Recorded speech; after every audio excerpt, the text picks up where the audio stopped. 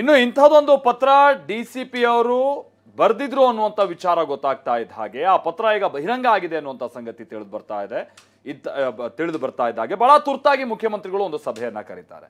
ಆ ಸಭೆಯಲ್ಲಿ ನಿಮ್ಮ ಕಾರ್ಯಕ್ರಮಗಳನ್ನು ಮೊಟಕುಗೊಳಿಸಿ ಕೂಡಲೇ ಬನ್ನಿ ಅಂತೇಳಿ ಗೃಹ ಸಚಿವರಿಗೆ ಹಾಗೆ DCM DK ಶಿವಕುಮಾರ್ಗೆ ಜೊತೆಗೆ ಸರ್ಕಾರದ ಮುಖ್ಯ ಕಾರ್ಯದರ್ಶಿ ಹಾಗೆ DG and IGP ಇವರೆಲ್ಲರಿಗೂ ಕೂಡ ಬುಲಾವ್ ಕೊಡಲಾಯಿತು. ಬಹಳ ಗಹನವಾದಂಥ ಚರ್ಚೆ ಆಗಿದೆ. ಮುಂದೆ ಇದು ಯಾವ ರೀತಿ ಅಂತ ಪರಿಣಾಮ ಬೀರ್ಬೋದು, ತನಿಖೆ ಹೇಗೆ ಸಾಗ್ತಾ ಇದೆ, ಇದೆಲ್ಲದರ ಬಗ್ಗೆ ಬಹಳ ಗಂಭೀರವಾದ ಚರ್ಚೆಯನ್ನು ನಡೆಸಲಾಯಿತು. ಹಾಗಾದ್ರೆ ಮುಖ್ಯಮಂತ್ರಿಗಳ ನೇತೃತ್ವದಲ್ಲಿ ಇವತ್ತು ಕರೆದಂತ ತುರ್ತು ಸಭೆಯಲ್ಲಿ ಏನೇನಾಗಿದೆ ಬನ್ನಿ ರಿಪೋರ್ಟ್ ಅಲ್ಲಿ ನೋಡ್ಕೊಂಬೋಣ. ನನಗೆ ಹೇಳಿದ್ರು, ನಾನು ಕುಡಿ ಅಂತ ಹೇಳಿದೆ. ಇಲ್ಲಿ ವಿಧಾನಸೌಧ ಎದುರುಗಡೆ ಜನರ ಸಾವಾಗಿದೆ, ಪ್ರತಿಪಕ್ಷಗಳು ಮುಗಿಬಿದ್ದಿವೆ, ಹೋಮ್ ಮಿನಿಸ್ಟರ್ ರಾಜೀನಾಮೆಗೆ ಒತ್ತಡ ಹೆಚ್ಚಾಗಿದೆ.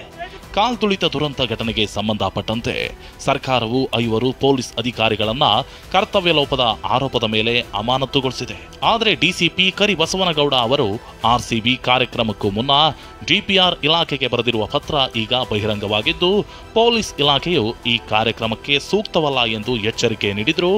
DPR ಇಲಾಖೆ ಅನುಮತಿ ನೀಡಿತ್ತು ಎಂಬ ಆಘಾತಕಾರಿ ಮಾಹಿತಿ ಬಯಲಾಗಿದೆ.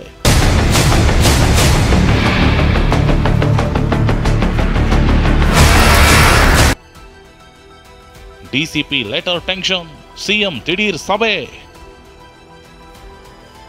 ಡಿಸಿಪಿ ಪತ್ರ ಬಹಿರಂಗವಾಗುತ್ತಿದ್ದಂತೆಯೇ CM ಸಿದ್ದರಾಮಯ್ಯ ಅವರು ತಕ್ಷಣವೇ ಬೆಂಗಳೂರಿನ ಕಾವೇರಿ ನಿವಾಸದಲ್ಲಿ ತುರ್ತು ಸಭೆ ನಡೆಸಿದರು. ಪರಮೇಶ್ವರ್ ಮೃತಪಟ್ಟ ಮನೋಜ್ ಅವರ ಕುಟುಂಬಕ್ಕೆ ಪರಿಹಾರದ ಚೆಕ್ ವಿತರಣೆಗಾಗಿ ತುಮಕೂರಿನಲ್ಲಿದ್ದರು.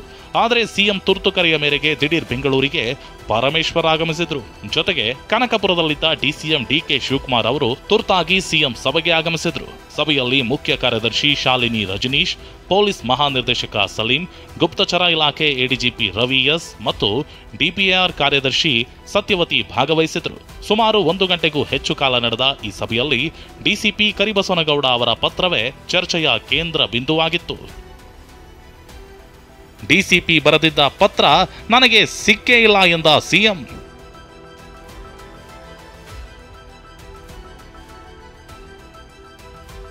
ಪತ್ರದಲ್ಲಿ DCP ಬರೆದ ಎಚ್ಚರಿಕೆಯನ್ನ DPR ಇಲಾಖೆ ಪ್ರಧಾನ ಕಾರ್ಯದರ್ಶಿ ಈ ಎಚ್ಚರಿಕೆಯನ್ನ ನಿರ್ಲಕ್ಷ್ಯ ಮಾಡಿದ್ದಾರೆ ಎನ್ನಲಾಗಿದೆ. ಈ ಬಗ್ಗೆ CM ಸಿದ್ದರಾಮಯ್ಯ ಅವರು ಸಭೆಯಲ್ಲಿ DPR ಪ್ರಧಾನ ಕಾರ್ಯದರ್ಶಿಯನ್ನ ತೀವ್ರವಾಗಿ ಪ್ರಶ್ನಿಸಿದ್ದಾರೆ ಎನ್ನಲಾಗಿದೆ. ನಮ್ಮನ್ನ ಯಾಕೆ ದಾರಿ ತಪ್ಪಿಸಿದ್ದೀರಿ ಎಂದು CM ಕೇಳಿದ್ದಾರೆ ಎಂಬ ಮಾಹಿತಿ ಲಭ್ಯವಾಗಿದೆ. ಸರ್ಕಾರ ತೀರ್ಮಾನ ತಗೊಂಡ್ರೆ ಮಾಡ್ತೀವಿ. ಅದು ನನ್ನ ಹತ್ರ ಬಂದೇ ಇಲ್ಲ. DPR ಸೆಕ್ರೆಟರಿ ಪರ್ಮಿಷನ್ ಕೊಟ್ಟಿದ್ದಾರೆ. ಅಫ್ಕೋರ್ಸ್ ನನಗೆ ಹೇಳಿದ್ರು, ನಾನು ಕುಡಿ ಅಂತ ಹೇಳಿದೆ. ಇಲ್ಲಿ ವಿಧಾನಸೌಧ ಎದುರುಗಡೆ, ವಿಧಾನಸೌಧದಲ್ಲಿ ಏನಾದ್ರು ಘಟನೆ ನಡೆದಿದೆಯಾ? ಅದರಲ್ಲಿ ರಾಜ್ಯಪಾಲರು ಭೇಟಿಯಾಗಿದ್ರು, ಭಾಗವಹಿಸಿದ್ರು. ವಿಧಾನಸೌಧದಲ್ಲಿ ಏನೂ ಆಗಿಲ್ವಲ್ಲ. ಸಭೆ ಬಳಿಕ ಮಾತನಾಡಿದ CM ಸಿದ್ದರಾಮಯ್ಯ ಬಿಜೆಪಿ ಆರೋಪಗಳಿಗೆ ತಿರುಗೇಟು ನೀಡಿದ್ದಾರೆ. ನ್ಯಾಯಾಂಗ ತನಿಖೆಗೆ ಆದೇಶ ಮಾಡಿದ್ದೀವಲ್ಲ, ಸರ್ಕಾರ ಎಲ್ಲಿ ತಪ್ಪು ಮಾಡಿದೆ? ವಿಧಾನಸೌಧ DCP ಬರೆದ ಪತ್ರ ನನ್ನ ಬಳಿ ಬಂದಿಲ್ಲ. ಈಗಾಗಲೇ ತಪ್ಪಿತಸ್ಥ ಅಧಿಕಾರಿಗಳನ್ನ ಸಸ್ಪೆಂಡ್ ಮಾಡಿರೋದಾಗಿ ತಿಳಿಸಿದ್ರು.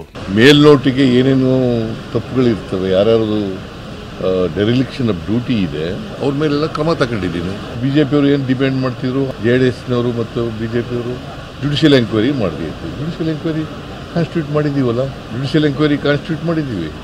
ಯಾರ್ಯಾರು ತಪ್ಪಿತಸ್ಥರಿದ್ರೆ ಅವ್ರ ಮೇಲೆಲ್ಲ ಕ್ರಮ ತಗೊಂಡಿದ್ದೀವಿ. ಸರ್ಕಾರ ಎಲ್ಲಿ ತಪ್ಪು ಮಾಡಿದೆ? ಈ ಘಟನೆ ಸಂಭವಿಸಬಾರ್ದಾಗಿತ್ತು. ಎಲ್ಲಿ ಸಂಭವಿಸಿರೋದು? ಕ್ರಿಕೆಟ್ ಸ್ಟೇಡಿಯಂ ಹತ್ರ. ನನ್ನ ಕ್ರಿಕೆಟ್ ಸ್ಟೇಡಿಯಂಗೂ ನನಗೆ ಸಂಬಂಧ ಇಲ್ಲ. ಇನ್ನು DCM DK ಶಿವಕುಮಾರ್ ಕೂಡ ಮಾತನಾಡಿ ಬಿಜೆಪಿ ರಾಜಕೀಯ ಕಾರಣಗಳಿಗಾಗಿ ಆರೋಪಿಸುತ್ತಿದೆ ಅಂತ ಪ್ರತ್ಯುತ್ತರ ನೀಡಿದ್ರು. ಯಾಕೆಂದರೆ ಕಮಿಷನ್ ಶುರುವಾಗಿದೆ, ನಾವು ಕಡಿಮೆ ಮಾಡೋದು ಭಾಳ ಉತ್ತಮ, ಕಡಿಮೆ ಮಾತಾಡೋದು ಭಾಳ ಉತ್ತಮ. ಅವ್ರು ಬಿಡಿ, ಅವ್ರಿಗೇನು ಏನು ಬೇಕಾದ್ರೂ ಅವ್ರು ಮಾತಾಡ್ಬೋದು. ನಾವು ಒಂದು ಎನ್ಕ್ವೈರಿ ಶುರು ಆಗಿರೋದ್ರಿಂದ, ಪುನಃ ಕಮಿಷನ್ ಅವರು ಹಾಲೆ ಪ್ರಾರಂಭ ಮಾಡೋದ್ರಿಂದ ನಮ್ಮ ಮಾತುಗಳು ಯಾವುದ್ರ ಮೇಲೂ ಇನ್ಫ್ಲೂಯೆನ್ಸ್ ಆಗಬಾರ್ದು. ಅದರಿಂದ ಕಡಿಮೆ ಮಾತಾಡೋದು ಒಳ್ಳೆಯದು ಅಂತ ನಾವೆಲ್ಲ ತಿಳ್ಕೊಂಡಿದ್ದೀವಿ. ಒಟ್ಟಾರೆ DCP ಪತ್ರದ ಬಹಿರಂಗದಿಂದ ಸರ್ಕಾರದ ಮೇಲೆ ರಾಜಕೀಯ ಒತ್ತಡ ಹೆಚ್ಚಾಗಿದೆ. CM, DCM, ಹೋಮ್ ಮಿನಿಸ್ಟರ್ ನೇರ ಹೊಣೆ ಅಂತ ಬಿಜೆಪಿ ಹೇಳ್ತಿದೆ. ಆದರೆ ಸರ್ಕಾರ ಇದರಲ್ಲಿ ಸರ್ಕಾರದ ಪಾತ್ರವಿಲ್ಲ ಅಂತ CM ಸಮರ್ಥಿಸಿಕೊಳ್ತಿದ್ದಾರೆ. ಹರೀಶ್, TV9 ಬೆಂಗಳೂರು. ಸರ್ಕಾರ ಹೇಗೆ ಪತ್ರ ಬರೆದಿತ್ತು ಅಥವಾ DCP ಸರ್ಕಾರಕ್ಕೆ ಹೇಗೆ ಪತ್ರ ಬರೆದಿದ್ರು, KCAನು ಕೂಡ ಸರ್ಕಾರಕ್ಕೊಂದು ಅನುಮತಿ ಕೇಳಿ ಪತ್ರ ಬರೆದಿದ್ರಲ್ಲ, ಅದ್ಯಾಕೆ ಬರೆದಿದ್ರು ಪಂದ್ಯ ಗೆಲ್ಲಕ್ಕಿಂತ ಮುಂಚೆ? ಇದು ಇಲ್ಲಿ ಪ್ರಶ್ನೆ ಆಗಿತ್ತು. RCB ಕಾರ್ಯಕ್ರಮಗಳಿಗೆ ಅನುಮತಿ ನೀಡಿದಂತ ದಾಖಲೆ ವಿಚಾರ ಇದೆಲ್ಲವನ್ನು ಕೂಡ ಸಿಎಂ ಡಿಸಿಎಂ ಗೃಹ ಸಚಿವರುಗಳಿಗೆ ಅಧಿಕಾರಿಗಳಿಂದ ವಿವರಣೆಯನ್ನ ನೀಡಲಾಯಿತು.